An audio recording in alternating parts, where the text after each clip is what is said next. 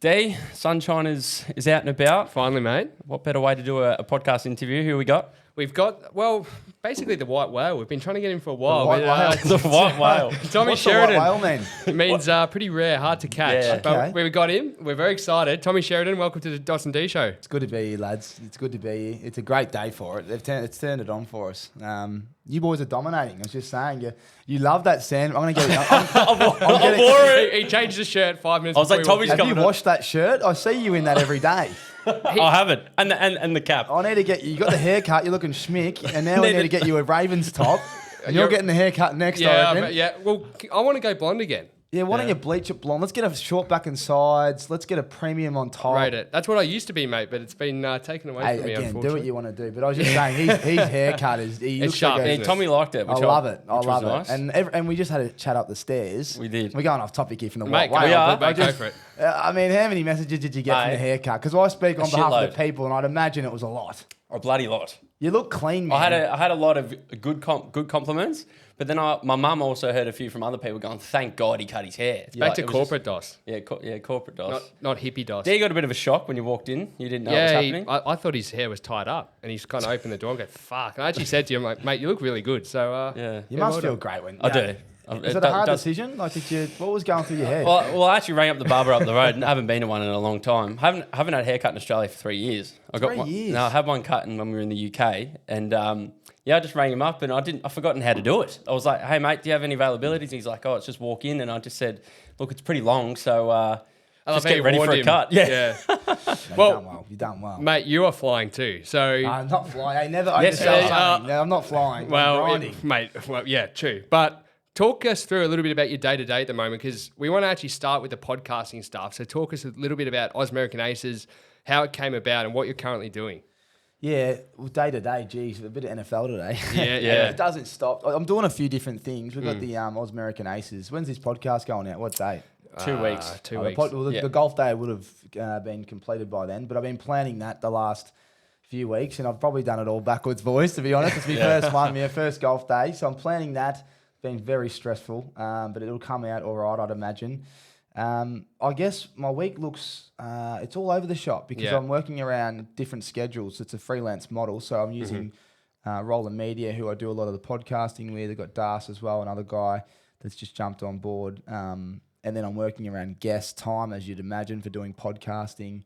Yeah, you scared the shit out of us earlier when that was Tommy nice. gave us a call half an hour and Yeah. said, "Boys, I hate to do this to you, but You and bastard. I'm like, we've heard that before. You got to keep calm on the phone. You know what happened? We were on the couch. D walks over to here and he looks at me and he goes, Yeah, it's Oh, happening. no And then way. my brain just goes, okay. You went so nice. I felt so bad. I was just staring with you. "Yeah." RG did say that.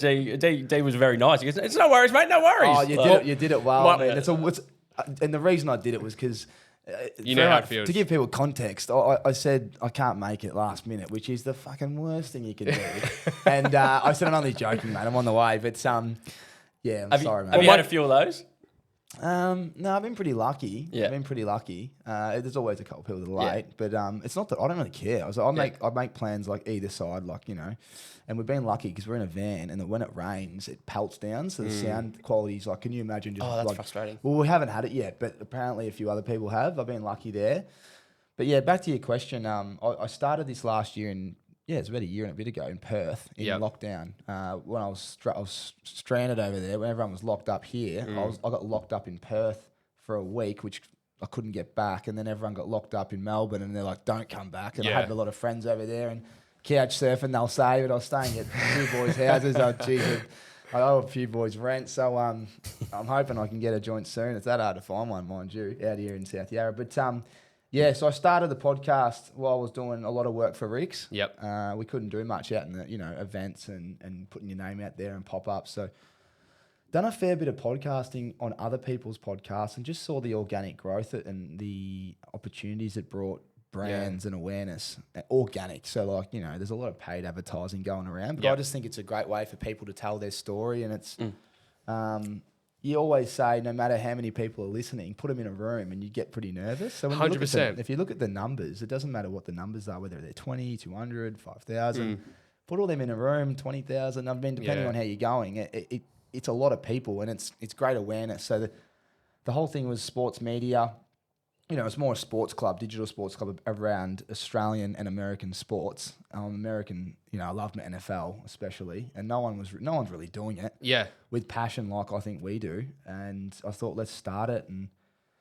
And I'm also, I know a lot of boys in the sporting industry and, you know, a lot of girls as well, but mainly more boys. So it's probably more, I haven't had many female guests on, which is something I'm working on. But I guess being in the AFL industry with a lot of the lads, I've just got them on. And I know a lot of their stories where the public doesn't. Yeah. So I love to promote them and their, you know, whether they've got a business brand or they've got a charity or something special to them the public wouldn't be aware of. Yeah. I just love getting that story out, and I just enjoy, you know, listening to people that actually I'm really close with and learning even more. And if I don't know them, as you know, you sit down and you learn a lot from people 100%. asking questions that you wouldn't probably ask at a pub. When you're doing a podcast, you go, well, I might ask this because I'm allowed to now. Yeah. And it doesn't feel as awkward.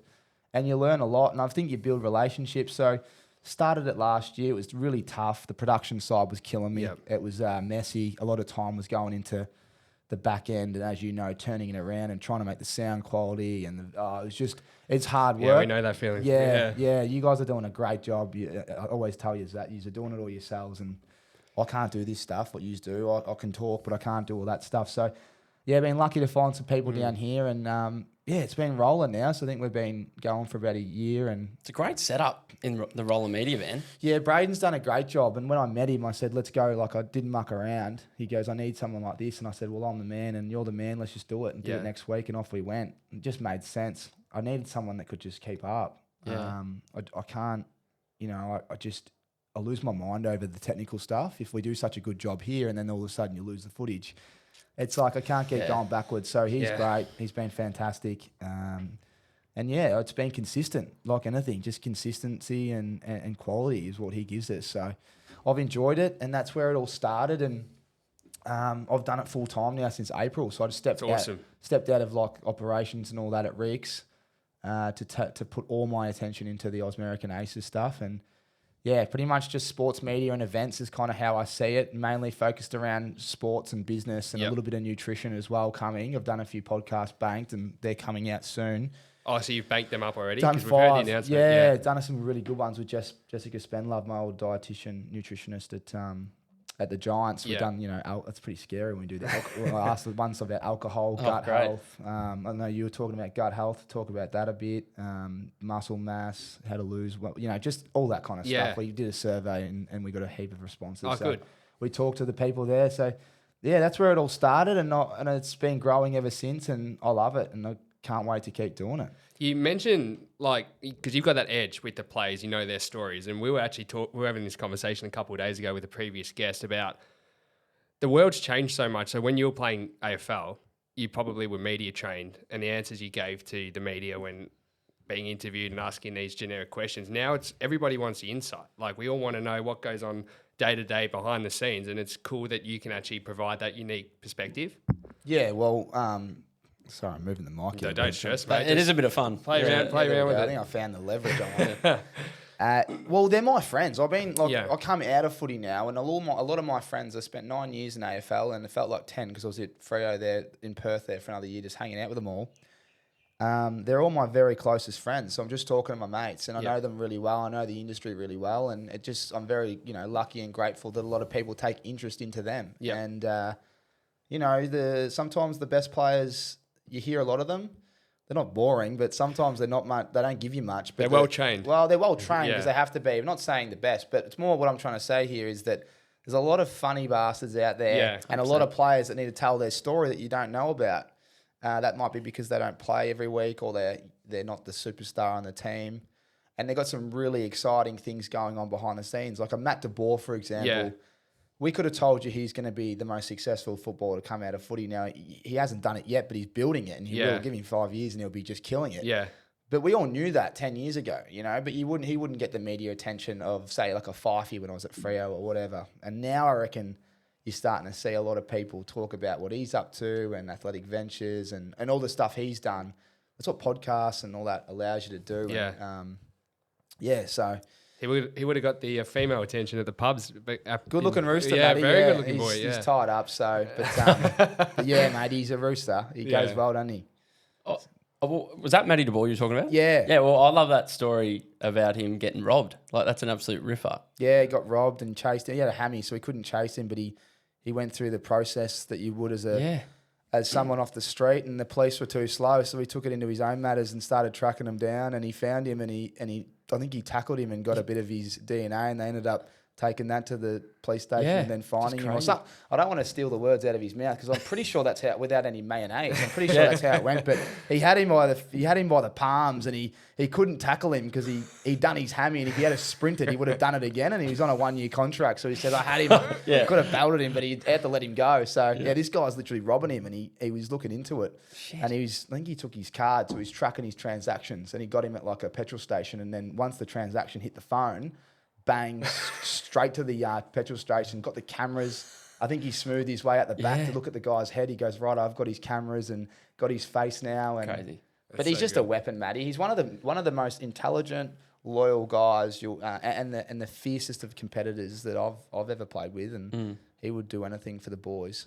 When did the penny drop for you that you wanted to go down this road? Because you had Rixx when you were at GWS, right? That's what you... And Freo. At Freo, yeah. I started Freo, when I was 21, yeah. Oh, really? Okay. Yeah, so I'm 29 now, so yeah. Shit, yeah.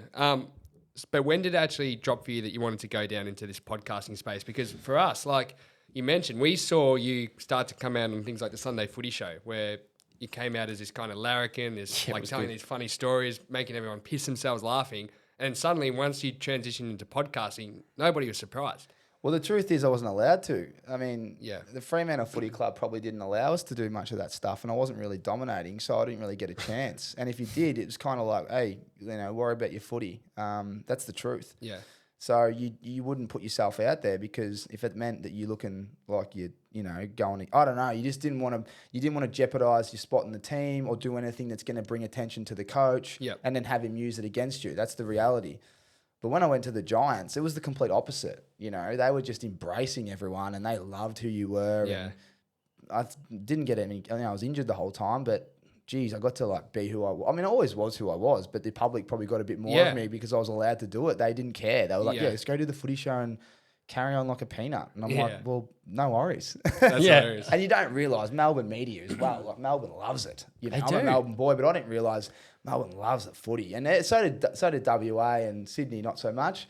But I couldn't believe that, you do one little skit and bang, everyone still remembers it. And you go, oh yeah. I mean, you can only imagine doing that 10 times and then going out and having a stinker on the weekend. You just cop it, wouldn't you? So you would. I think one and done was good. But yeah, mate, it's just the Melbourne media. And I think everyone loves their footy, which we love. And that's why it's the home of sport, Melbourne. We love it. We do. What's the hardest part about, so let's say you transition now fully. I'm just missing the boys. Yeah. I'm such a people person. I've been on my own a fair bit the last few years. That's hard. But even not so much at a footy, like now, because before you were full-time doing Ausmerican, when you're trying to build that up, we can vouch for this, how taxing and time-consuming it can be. But for someone like yourself who's heavily involved in a business, what was that like, trying to step out of something that kind of was your baby for a long time? Like you're kind of letting go a bit? Like you mean at Rixx? Yeah, Rixx. Colin, my business partner, does a great job, so it wasn't too hard. I've kind of done as much as I can at Rixx as well. Yeah. Like if you know me, I own Rixx, and I've promoted the hell out of it. If I haven't told you I own it or pumped my own sunglasses up, you're living under a rock or you don't know me. So I kind of maximise everything there. So it wasn't a hard one to just step aside and keep the wheels turning. Cohen and the team we've got are doing a great job. I'm heavily involved still. Like we had a meeting today. Talking about what we're ordering and reordering and topping up for next year, and there's Black Friday sale preparations going on. In fact, it might be on right now when this podcast comes out, so get online rixx.com.au and check it out in the show notes. Show notes. But it doesn't stop. It's just that you're not in it, you're kind of out it, and you're just on top of everything, and it's good like that. It's taken 6 years, and mind you, Cohen's still day to day working his ass off, and he does an amazing job. I always say he's the CEO now. He runs it. We're all accountable, but he's doing a fantastic job and allowing me to kind of step aside and do that. So it wasn't too hard at all. Yeah. And the reality is, we were probably going. COVID was tough. We had a strategy that we were trying to grow into stores, and we spent a large portion of cash for stores, stands, point of sale, all that kind of stuff. And then bang, we're all locked up for 2 years. because we were heavily already online. So we're kind of, I mean, the positives are that I step out, I don't need a salary, just keep some cash in the business, allowed to do more parties like a Bar Bambi and all these events. You know, it allows you to do more, you know, other things and create budgets for events and whatever else. And then I can go put all my attention into something else and I try to build that up. And as we know, I talk about the Sunnies on there, and it's a nice little crossover as well. Yeah. So it's been good. So it wasn't too hard. It wasn't too hard at all, but it's been hard. It's always hard starting something. Yeah. You know, the startup phase is hard. And when you're on your own, like I am emotional. I know I sometimes you need someone that can just go, oh, mate, just don't worry about all like the admin side of things. Like it just gets up on me where I'm just like, go. Yeah. And I'm like, far out. What have I done here? I've got to come back and just make sure I just dot the I's and cross the T's here because I'm just go. So, building something up from the ground is hard. So I'd say that's probably what's hard. Yeah. Starting another project and then doing it all on your own. That was what was probably hard. Yeah. Were you a footy like nuff growing up? Oh, like, did you love, man. So you like love this because you hear a lot of AFL players that they were good at it. But full nuffy. So yeah, okay. Nah, not a full nuffy, but like I used to love the Dons. Like, and Hurdy knows this. I've told him, but you know, the Bombers were everything. Probably till, you know, when I'm talking when I was really young, really young. And then when you get really good at footy,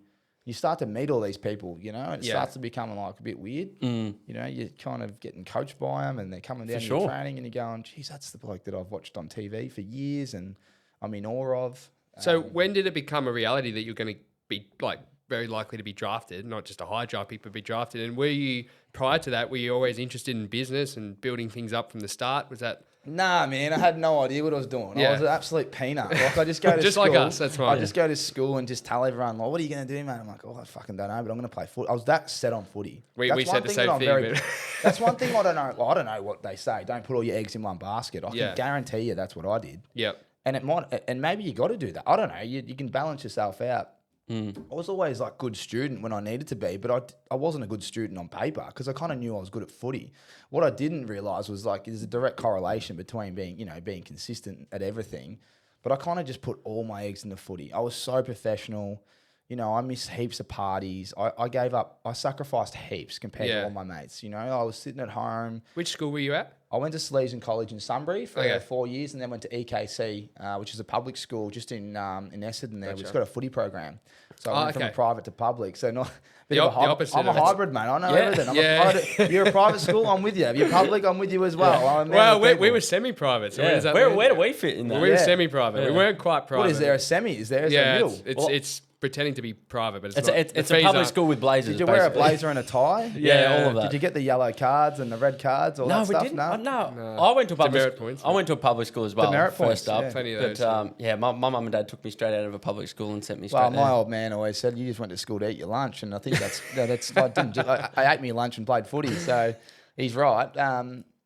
Mate, schools I can't say it too much, but I just think they need to change the subjects. They're that boring. I used to love PE, English. I probably should have done a bit better at that. Math was good, but there's things that I wish that they taught us, even like how to buy a house and all that kind of stuff. Mate, that's literally why we started this show. Like that was originally our first 20 episodes was whinging about. It's changed a bit. It's changed a bit. They do. I mean, who knows now? I've got my little cousin Jimmy. He's a ripper, and he tells me what they do at school, and I go, oh, that's good. Like they're doing, they're talking about the stock market. Yeah. It's probably changed, but I just didn't like school that much. I couldn't sit still, and I just used to love. Just carrying, like always positive. Like I just used to love laughing with my mates in class. I was just always just getting distracted, and the only way I do work is if my mate wasn't there. And I was like on my own. I'm like, bro, I've got to get the textbook out of here. And I've just got nothing else to do. I've got to get to work. And then if I got to work, I'd just zone in. And I'd just get through it all. And I'd be like, oh, it's like meditation when you get going. 100%. Well, being the funny guy, like, is that natural to you, being the Larrikin? Is it like, we listen to your podcast and you listen to other podcasts with you on them and you hear a few stories and you go, fuck, like, do people try their hardest to be funny, or is that just part of who you are? Probably who I am. I've always been called a clown. Where I'm from, the Riddles Creek community is amazing. Like I've got a lot of close friends growing up and played footy there, and a lot of my close mates, their dads coached me in footy, and they're just characters, and I just couldn't be more grateful for where I've grown up. It was, it's still Metro Riddles Creek, but geez, it's close to country. And we used to have such a great time growing up. We just played sport. carried on. Brutally honest, you know, your old man, your mate's old man would be with you, and you know, you wouldn't want it any other way. And we just, you know, it's just the way it was. So when you went to, I guess that's just who we are. And you know, as you get closer to the city, they're probably not used to, even though we're not country, we're probably a bit more of a larrikin than they, probably more serious. And yeah, I think you just got to be yourself a little bit. And I haven't really changed much. I like to, you know, I'd hate to say that I went and played footy and then come out a different bloke. You always remember where you're from. And Yeah. It's actually a true story. Me junior coach, Mel Tobin, he runs Tobin Brothers. He goes, all right, Mel, he loves his cars and that. But he coached me when I was a youngster, and he said when I got drafted, he said, don't fucking forget where you come from. And I said, I wouldn't. And he goes, here's your magnet. And he gave me the magnet that they used to put on the board front of 12s and 14s. And I chucked it in my wallet, and I had it for like 12, I had it for like 10, no, I had it for about 10 years. And one day I saw him and he goes, you fucking don't forget where you come from. And I said, I'll never forget where I come from. And he goes, yeah, I know, I'm just checking in. And I said, hey, look at this. And I opened my wallet and I said, have a fucking look at that. Off. And it had like Tom.S, and he nearly started crying. Probably nearly rubbed out as well. You know? It was half rubbed out. And I said, I don't fucking forget where I come from. And I showed him that, and he nearly started crying. That's a great story. Yeah. And it was good, because I kind of probably waited 10 years for him to ask me. Yeah. Well, it's funny. We were telling you off air, we just did a podcast 2 days ago with Cam Sinclair and Bilko. And we went to his childhood home, Bilko's childhood home, to do the pod. So it was like all his memorabilia was up everywhere. And anyway, we had a great chat with them. Then we went to the pub after for dinner. So literally the local pub and talk about being humbled. Like, these blokes walk in and their jerseys are on the wall and helmets are here, there and everywhere. And they're superstars in America. They're superstars worldwide. But it's funny, all the people in the pub, they knew who they were, but they just like Bilko's come back from the States and they've gone, hey mate, how are you? Yeah, good mate. And then just sat down, couldn't give a fuck. Like, just totally humbled. But these blokes, they will never forget where they come from. They're so grounded. They're so, you know, giving hugs to the staff and to everybody in the pub, knows their names. Like, that was just for us, it was just a good lesson to kind of sit there and sit back and just go, fuck, like, that is the definition of being humble. Yeah, 100%. And, I mean, we don't like those blokes that aren't. Yeah. Nah, yeah. So I mean, it's good. It's good. But you can't get a big head, and being in an AFL environment, you get found out if you are. You know, you're in a group amongst, say 45 or whatever it is on a list. If there's a bloke full of himself, he'll get found out sooner or later. Did you notice that a lot with some of, like, as your career went on and the draftees that came through? Not really. I mean, they wouldn't really. I think it's different. The kid, they come in really young, you know, and they're all guns. But it's more the if anyone's wobbling their head around and carrying on, you just wouldn't see it, you know, because generally internally your standards are completely opposite to what the media's pumping up. Who kicked the goals? And who had 30?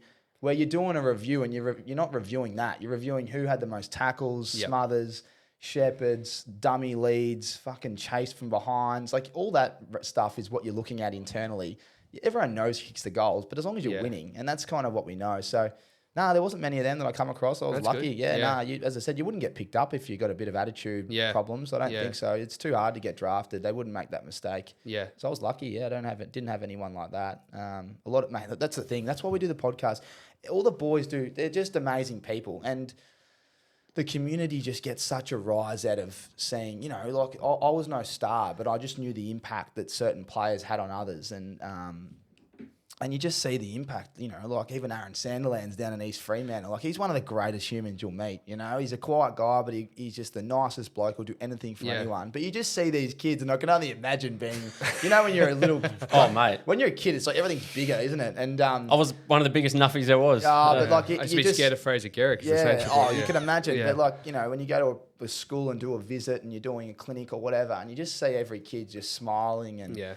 I mean, it's nothing better than making people happy, yeah? So that's the coolest thing about what AFL brings to the community, and the players do a great job of it, and that's what it's all about, isn't it? Well, big Ross the boss, he's back. He is back, isn't he? I can't believe it, actually. Were you shocked at that?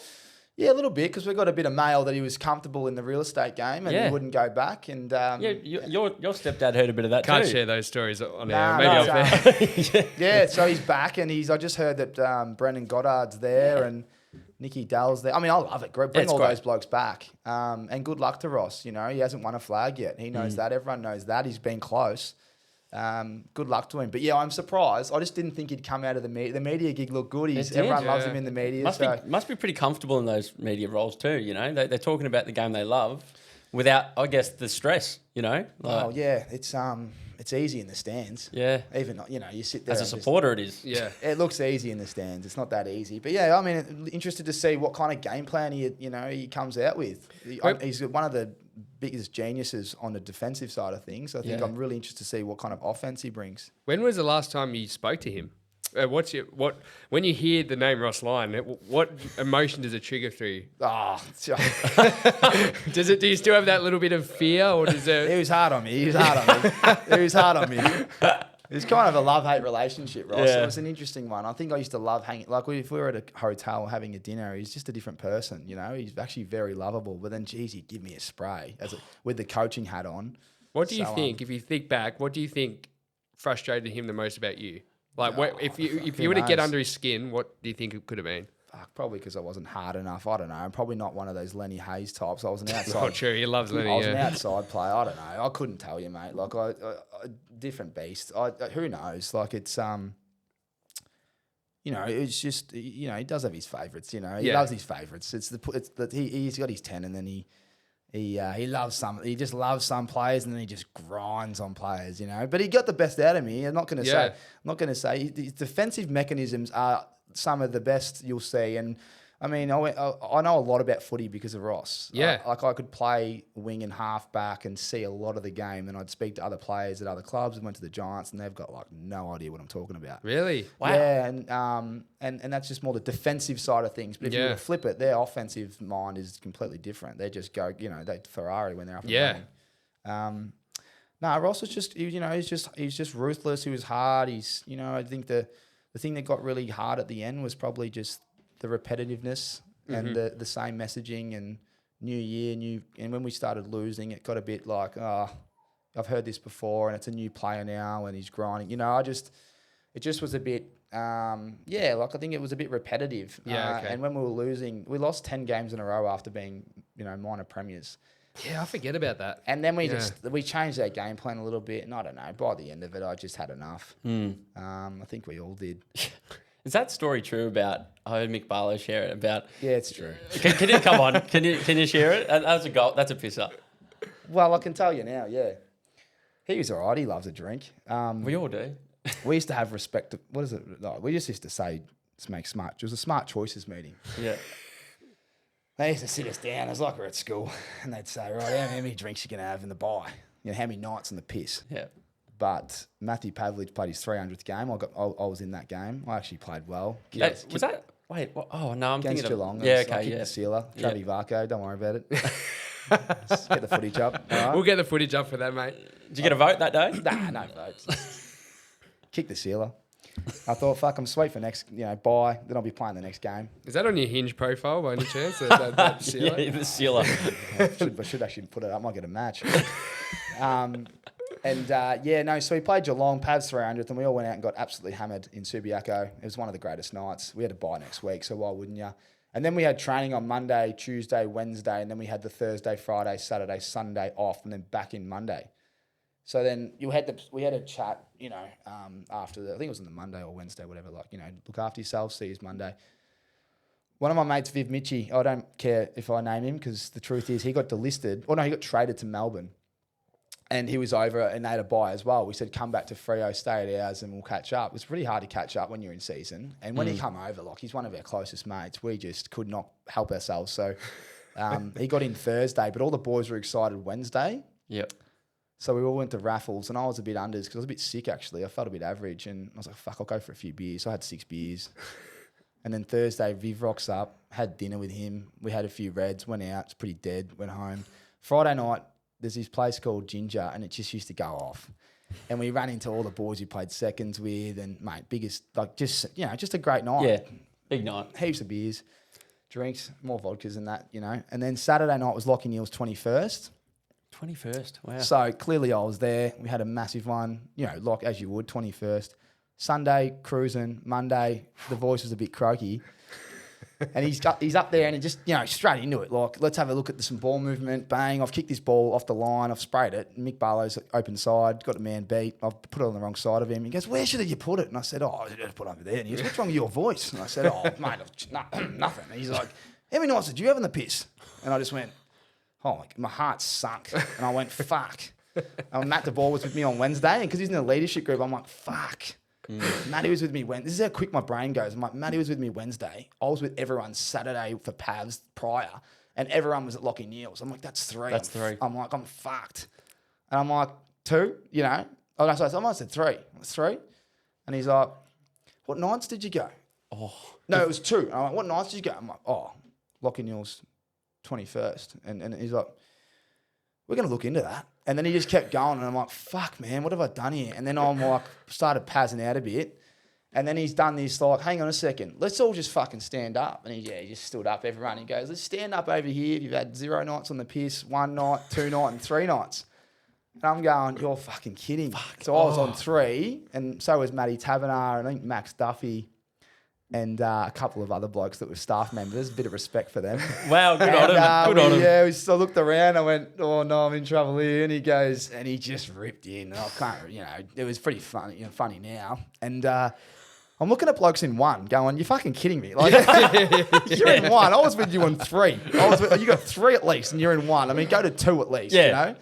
And then it was a week of hell, mate. It was a week of hell. This is why it's funny, because he pulled me up inside, and I was doing his tape with Brett Kirk, and he goes, hey, mate, did you have a drink? Were you at Pabs? I go, yeah. He goes, how many did you have? And I'm like, well, I had a few. He goes, were you pissed? And I'm like, yeah. He goes, mate, was coach happy? Tick. Player happy? Tick. Mate, what about Wednesday night? And I'm like, well, I only had 6. He goes, 6. You had 8. He goes, coach happy? Mate, coach happy? Tick. Player happy? Tick. He goes, what about Lockie Neal's? And this is where I'm like, fuck. He goes, how many did you have? And I'm like, nah, not that many. He's like, how many did you have? I'm like, nah, like 4 or 5. And he goes, player happy? He goes, you were happy, weren't you? Tick. He goes, coach happy? He goes, you didn't have 5, did you? You had more. I'm like, yeah, I was pissed. He goes, pissed. Tick. He goes, coach happy? Coach not happy. And he went, bang, like smacked the whiteboard, and the magnets went on my head. And he goes, who do you think you are? Gary Ablett doesn't drink. You think he'd be going out 3 nights on the piss? What's Kirky doing in that situation? Kirky was just sitting there like, what the fuck's going on in here? And I'm thinking, fuck, I'll shit myself. That's a ripper. Oh, mate, it went on all week, and then we had to do the vote again, and fucking great. There's a bit of grey area with the Pavs night and a few other nights, and then he goes, mate, and if there was another night on the piss, well, you'd be fucking out of here. And I'm going, oh no, I had another 2 nights on the piss. Fuck, it's only my second or 3rd year. Like, I had no idea. Making your way. Were you playing though, like regularly? Like, yeah, I know you said you played the that. Sealer, mate. I had 18 kick 1. I was playing well. I was actually playing off just freedom and like just, I didn't even think when I went out there. It was just like raw ability. It was good. But he's a character. He's good. I mean, high standards and that. I just was so young and raw, and that was a big wake up call. Yeah, and for it's sure. right. You can't be doing that. Like, we drank, too many nights on the piss. But that was the scary one, because I actually had 5 nights on the piss. And when he said and that's what I was wigging out about. I couldn't give a fuck about the 3. I'll cop the punishment. I was like, what about the 4th and the 5th? So no one knew as well, because Viv was in town, and we can tell it now. We can tell it to everyone. I couldn't give a fuck. But I was wigging out, and it was a good week. I mean, nothing changed. But what happened was, the next week I got dropped, and I hadn't seen my family all year, and we're playing in Melbourne because I wasn't getting a game earlier. So my old man's going, oh mate, we've got the whole family coming down. We can't wait to see ya. We got everyone coming. Can you get us 12 tickets? And I said, no worries. And I called him back. I said, mate, I've been dropped. And he goes, what do you mean? I go, man, I fucked up. I was on the piss. I had too many nights on the piss. He goes, mate, what are you doing? I go, I don't know, man. I fucking know. I didn't think I'd get caught. And he goes, you idiot. And then my phone rang. Ross Lyons calling me, and he goes, mate. So he goes, T-Train. Oh. I go, what the fuck? T-Train. What the fuck? And he goes, mate, there's been a grey area. Apparently everyone was at Pavs and they didn't count it, so they were standing in 2. So you were standing on your own in 3. So we're going to do a recount. Pack your bags. You're playing the Dogs. You're in. Oh. I went, okay. No worries. He goes, mate, you got to be, look, mate, if you see blokes you're drinking with, you can put your hand up and say, mate, well, you know, hold them accountable. And I'm thinking, I'm not going to fucking do that in my head. I'm going to take one for the boys. Because I took bullets for the boys. I took bullets for about 12 of them, right? Good on you. I just sat there and went, fucking, but obviously I had a few extra nights. Did you get the tickets for the fam? Got the tickets. Yeah, good. And this just shows you what AFL is. It's a roller coaster. I get to Melbourne, I'm thinking I'm fucking sweet. Just after half time, I get the red vest. Oh, brilliant. Drop the next week. I mean, it doesn't stop. But I was actually going all right. So that was the week of hell. And Mick Barlow alluded to it. And I could put more mayonnaise on it. But, I've kind of moved on from those days. They're funny to talk about. But, that was the reason I got off, actually. The reason I got off. Max Duffy's manager, I hear, he copped it. Because he was in a sling. He did his shoulder. And he was on the 3 nights on the piss as well. And he gave him a barrel in the meeting. And he said, fucking you. And, he gave it to him. And I think his manager said, well, what I heard was he called up and said, well, you need to do that thing again because I heard 20 blokes were out in the piss. Yeah. And then apparently, it comes around and, everyone was out in the piss. So it's like, let's scrap it and let's just roll out. So, that's what happened. But, good learning. And he's right. I mean, he was right. It was good. He kind of wasn't good, actually. That was a terrible week. But, that's the truth behind that story. It's a ripper. Well, I want to ask, before we get into the fans' questions, because we've got a couple that we want to ask you. I want to ask for one more Tommy Sheridan classic story, because this is one of my favourites. And I know you've spoken about it on your podcast, but the Falls Festival. Oh, the Falls Festival with Clarkie? Yeah. That wasn't fun. it was funny for us. It didn't really affect me until the next day. But yeah, we just, that would have happened after all this shit I just told you. So I was in the high risk category, and so was Clarkie. So, big boy Clarkie. I actually saw him. He was going to my gym for a while. I was like, wow. Clarkie's a monster. Yeah. Loved a drink. Did he? Yeah. Probably can hold a few. Yeah, he can. He's a big man. He hates me talking about him as well. He goes, because we've got a WhatsApp group, and he goes, fucking, can you stop telling these stories? I'm trying to start a business and that. I'm going, mate, no one cares, mate. They love it. We could fix Doss up at the gym. Big shout out to Body Fit, Spearwood. He's just started a business with Alex Pearce. They're doing, right. Yeah, he's a fit rig Clarkie. So, yeah, he's just over in WA now. So he's moved back over there, and he's doing good things. So we shout that out. And anyone out there in the area, get down and support him, because it's all about signing up, joining in, and you got an AFL ruckman. They work harder than anyone, so you're in safe hands. But we went to Falls Festival. Gee, you don't realise how tall he is until you walk around him in public. Like at a footy club, I've got him, Aaron Sandilands, John Griffin. You got all the Fords. You're just used to it. Yep. Fucking hell, you go to Falls Festival, one out with Clarkie and walk around. He looks like a giraffe. Like we called him a giraffe. We call him the giraffe. He's that tall, and the last night we just went out in the piss and he tried to tackle me and literally nothing in it. He slipped and he's like, oh, I've hurt me knee. And we're going, fucking get on with it, mate. And then the next day, I just remember waking up in the tent and just, when you wake up in Falls and it's just steaming hot. That's like the worst. 7:30, like you go to bed freezing. I was probably there that year, actually. Yeah, well, I don't know what year it was, but you go away freezing and then you wake up and you're just steaming hot. And I just remember going, Clackers, like, how's your knee? And he's like, mate, it's fucked. And I'm like, give me a look. Excuse me. I'm like, give me a look. And he had the, it was really swollen. And I started panicking a bit. I'm like, mate, are you going to be all right? Like, I don't really know anything about knees. I go, is that bad? He's like, I don't know. And then, I don't know what he did, PCL or something. But yeah, he done a pretty bad knee. And it come out in the media. Like, it shouldn't have come out in the media. They should have kept it under wraps. I think he did all the right things, told all the right people. And who are you with? And I'm fucking with him, obviously. I've done nothing wrong. Yeah. Yeah, you're actually behaving at this stage. But yeah, I was telling the boys that I kind of hurt my calf when I went for a run the night before. So I just didn't do the rest of my program to the 4th. So I had to leave on the 3rd. New Year's, you've got a short turnaround. Yeah. Well, pre-season. And Ross Lyon is just, he's crazy about time trials. Yeah. Like he's, mate, anyone that playing for St Kilda right now, good luck to you. But you're a weapon. I'm a weapon at it, but geez, this year was like, it was all grit. Like I hadn't trained because the thing is, it's a test that's 3K. Like, gee whiz, it's a hard test because how do you get better 3K at times? Well, you run to them, when you're doing footy training, you're not training for a 3K, but he was just so big on him. And, when you run a quick one, you got to beat it the next year. And I just kept beating him. But geez, I was training like that hard to beat them. Yeah. And it just got harder and harder. And this would have been like 3rd or 4th year. So Quickly off the top, what's your best? 9:57, I think it was, at draft camp. Wow. And I was always like a 10:06 on grass. Yeah. You got to remember, this is after off season. And we're not training for 3Ks. We're training to be AFL players. Exactly so right. It's hard. And we come back, and I just remember like Clarkey couldn't compete. A few people were pulling out. I was like to my physio, mate, I don't think I can do this. Like, I'm actually tight in my calf. Like, if I do it, I'll just be injured and out for 3 or 4 weeks. Like, he's like, mate, you got to do it. And he's like a good mate of mine, the physio. And I was like, mate, trust me, you've got to do this. He goes, there's a few conversations behind closed doors, and if you don't beat your time, you're in trouble. And I'm like, fuck, are you serious? Wow. And this is your mate, the physio, saying this. Yeah, like. well, he would have been in the medical meeting, and he's like, mate, because it would have just seemed like, he wouldn't have done anything. No, they always trusted me, but it was just more like, well, if they're going to go out to Falls, let's see if they've trained. And I think we did that. Yeah, we ended up changing the oval, which is a disaster because you like the same oval because it takes away the it's like at Flemington, mate. You're running in a good 4 or a heavy 9. Like you just want the same track so it's consistent, yeah? Anyway, we ran around Fremantle and I think 16 blokes went backwards and there was only like 3 blokes that went forwards and I beat me time.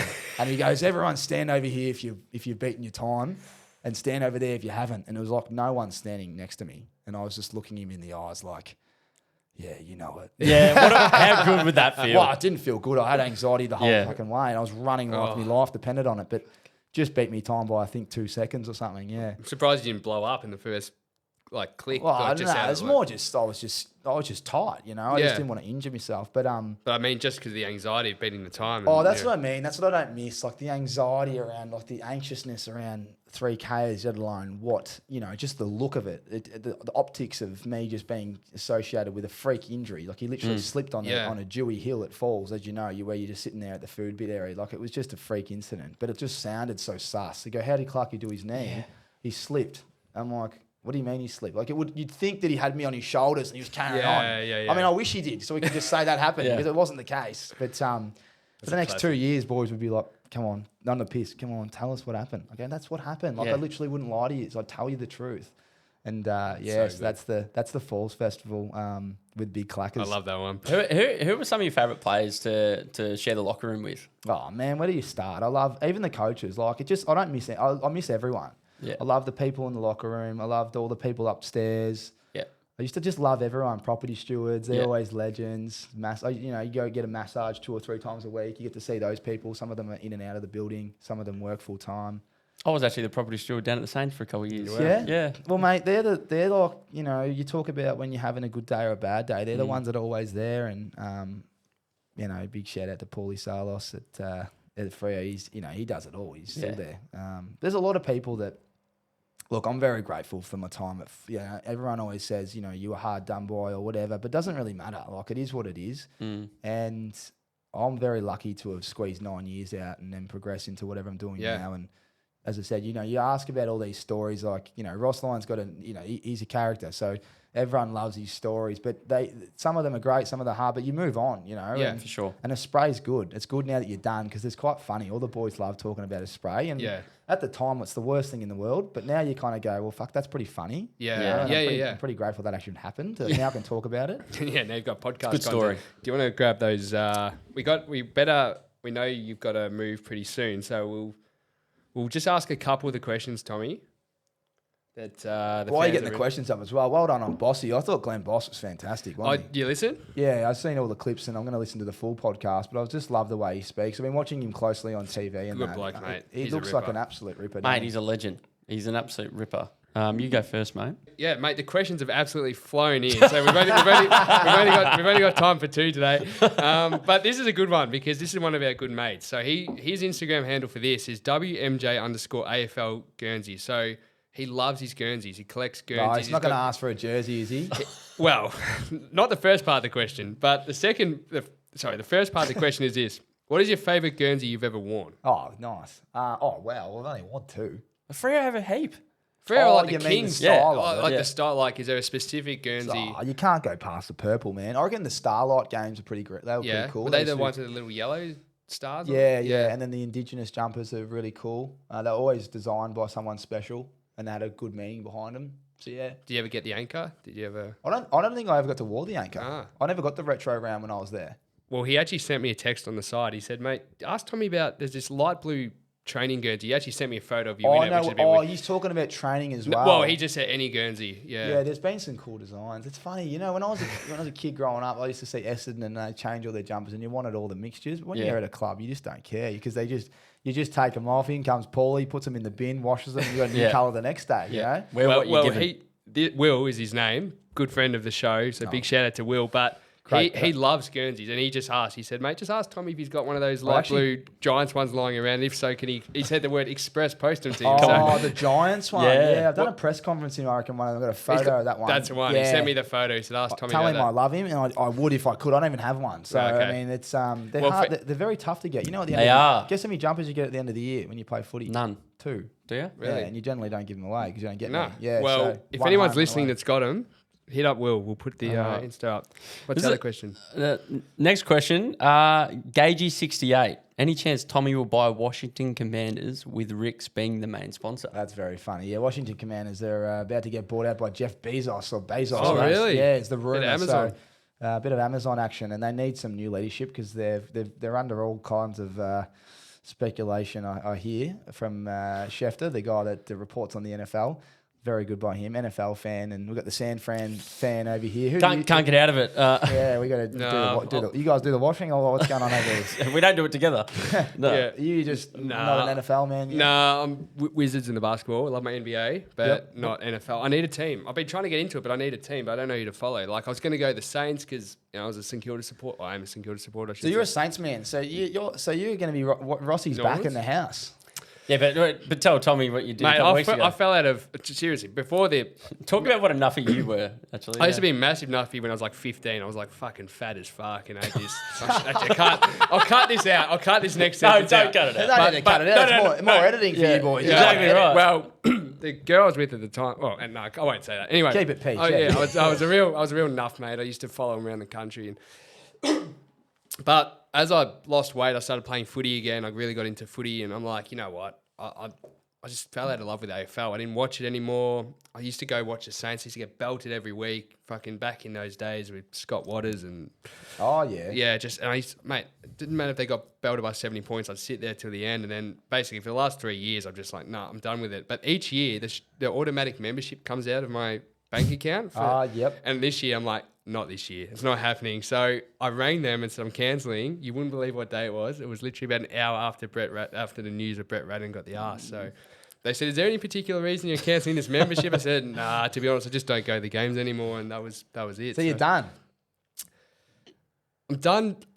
I'm done paying wages of the players. I think I say, He specifically said to me, I don't want to pay for Zane Cordy's contract. No, I did not say that. I did not say that. they'll be good. I reckon they'll be good. I'm only joking, mate. They got a good list, and Lenny Hayes is back in the building. How was he to work for? Oh, mate, he was amazing. He was my midfield coach at the Giants. Yeah, He's true. the nicest bloke. I mean, he's just awesome. And mate, I reckon they'll go. I just like watching footy. I don't like being enough. Like I just don't. If they win or they lose, it doesn't affect me. Like he starts crying or carrying on a scream Who with do you it. go for again? Dogs. Doggies. Yeah, Yeah, so- the doggies boys training today. Actually, Oh, really? Yeah, Libba and they are going to come on the potty. We just ran into nice. each other. Really? Really? Yeah, Libba and Brucey. That's Big Juice. Well, there was rumours Juice did a medical at the D's, actually, during There's the a lot of preseason. rumours going around in there. Yeah, so Well- I hope we don't lose him. We see Bont all the time around here. You running can't like- leave. You So- can't leave now. Anyway, you're sweet. Now, on your pod, Tommy, you are very generous to the guests and you always, no one leaves empty-handed. So we decided, what could we give Tommy as a bit of a present? So this is a bit of a throwback. It's a bit of an inside And a joke. thank you. Yeah. So a big thank you. Now, you've got caps as a sponsors. We don't have caps, but what was this Vista print? Do you remember this one, Tommy? That is hilarious. I can't Just even- describe what you're looking at. That's fucking funny. Do you remember? The truth is, I've got to put on the camera. The truth is, I said, boys, we're going to do the Aces on the Street. You're the man. You've done. And by the way, great work. Hey, did you enjoy that? We loved Loved it, mate. Yeah, Loved We fun. need some more sport. We'll get you back out there soon. And It was good fun. I said, boys, you've got to organise the jumpers and the hats. So you're rolling around the G and you're looking the grouse. And I remember I said, I said, get black and white. And one of you sent me a photo and I went, That hat is shit ass. I think specifically your words where it looks like my ass. Well, do you know what? My ass looks better than that. The worst thing is, Tommy, that was what they went as black. That was black to them. Like we ordered black and white, and we just anyway. Your man Cam's print. Cam print. If anyone needs their printing work how done, good are he's they? the That's man. not his stuff. That's not his stuff. That's not But his stuff. yeah, you got the hoodies, and the hoodie look great. I need to grab one of them actually. Yeah, So we love him, mate. yeah, that's funny. And that is. I thought it was a Titleist hat before. I can't wear that. I got Clutch and Co. I got to support, but this is this is funny. You don't have to take it home, mate, because we love the memory of it. But if you want it, mate, it's yours. I'll leave it you guys. Yeah, I thought you might. The stitching is just beautifully done on the inside there. Look at that. How good is that? That's quality. That's a no premium. caps, is it, mate? Well, mate, thanks for coming on the show. Yeah. No worries. Don't make me look like an idiot on social media. I don't We give won't, everything, mate. all right? That's not how we are. But honestly, we want to thank you because we reached out to you a few months ago. We just wanted to have a chat, sit down and grab a coffee with you, pick your brains. You've always been so generous, and mate, we've had a ball working with you. So, yeah, let's keep it going. We're just getting started now. Listen, you talk about coming in here empty-handed. We always got to offer the listeners something, especially the Rixx team. So we always have a discount code available.